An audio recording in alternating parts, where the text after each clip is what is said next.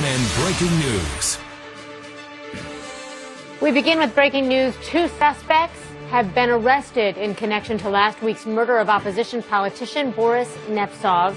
Thank you so much for entrusting your morning to us. We appreciate your company. I'm Christy Paul. And I'm Joe Johns, in for Victor Blackwell this morning. Always so good to have you, Joe. Good Thanks to be for back. being here. So let's get off with this breaking news here. First of all, 1 week after really a very vocal critic of the Kremlin was gunned down in the heart of Moscow, Russian state media reporting 2 suspects are now under arrest. Russian opposition leader Boris Nemtsov was shot to death just steps from the Kremlin as he was walking over a bridge with his girlfriend after having dinner.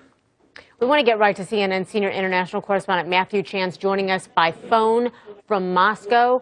Matthew, thank you. What have you learned this morning? Well, there's been an announcement this morning, Christy, on state television. The head of the FSB, which is the successor organization to the KGB, so the head of the Russian security services, appearing on Russian state television, announcing that 2 suspects have been detained over the murder of that Russian opposition politician, Boris Nemtsov. There's been enormous pressure, of course, on the authorities to get to the bottom of this killing and to make some arrests. Vladimir Putin, the Russian president, has spoken out condemning the killing, even though opposition figures say he's ultimately responsible for the killing of a man who was ultimately an extremely fierce critic of the Kremlin. But President Putin saying the murder was shameful and that these kinds of political killings in Russia should come to an end. And so enormous pressure on the authorities to make some progress. Today, that apparent progress has been announced. 2 people, they've been named as Anzor Gubashev and Zawa Dadayev, people from the 2 men from the North Caucasus region of Russia, although exactly where in the North Caucasus isn't clear at this point. Apparently, according to Russian media, the Russian investigators had found the getaway car, which the gunman and his accomplices used to get away from the crime scene after the shooting took place on Friday night.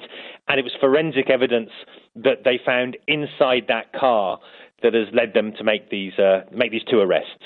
How far is this Caucasus region that you were talking about from the site where Nemtsov was killed? Oh, it's at the other side of Russia. It's right in the south of Russia, so it's a long way from the Kremlin itself. But of course, the North Caucasus and Chechnya is perhaps the most well-known republic in the North Caucasus. Is an extremely volatile area. There has been 2 extremely bloody conflicts there involving Russian forces and Islamist rebels.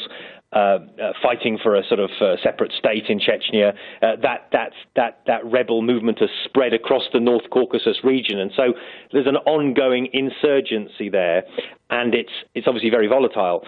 I think we should stress, though, that just because these people were from the North Caucasus doesn't necessarily mean that the motive for the killing of Boris Nemtsov was linked with Chechnya. Chechnya has become a very lawless place. There are hired guns from Chechnya that often do the dirty work of organized criminals and others. And so it's possible that these people were simply selected by whoever ordered this killing because they were not anything to do with what Boris Nemtsov stood for or his opposition activities. And so I think at this point we should hold off judgment on whether there was a link directly beyond the killers to the North Caucasus or not. I understand that. Okay. Hey, Matthew Chance, thank you so much for, making that clear for us and clarifying. Appreciate it. Matthew Chance there, live for us from Moscow.